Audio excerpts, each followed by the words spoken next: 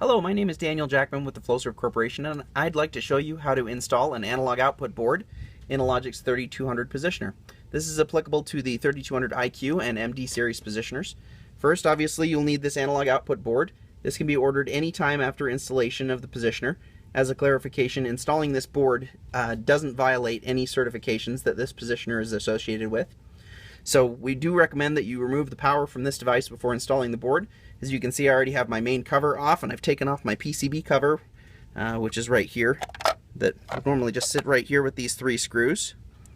Already removed that. You should be able to see a blue and yellow pair of wires running behind the main board. If you don't, you can actually remove this main board mounting screw to expose it. You can just pivot the main board back, and you should see this pair of wires running behind it. So pull this set of wires around the front of the main board and leave the black connector on the left-hand side of the LEDs. What you might need to do is unplug the potentiometer to get this routed correctly. And then you can just re-plug in the potentiometer just like that. So what you need to do from that point is take this black connector on the yellow and blue wire and plug it into the black connector on the analog output board. And then you'll take these 2 red connectors on the analog output board and seat them on these 2 red connectors that are on the main board.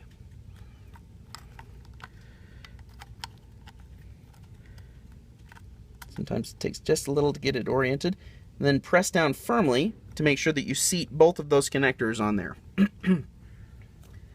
So the analog output board's installed now. Remember that this board requires a voltage source in order to modulate the current coming back.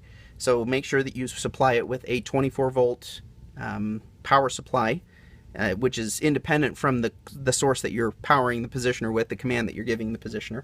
Additionally, you might need to perform an analog output calibration through HART communication in order to fine-tune the 0% and 100% signals that this is outputting, but you should be good to go from there.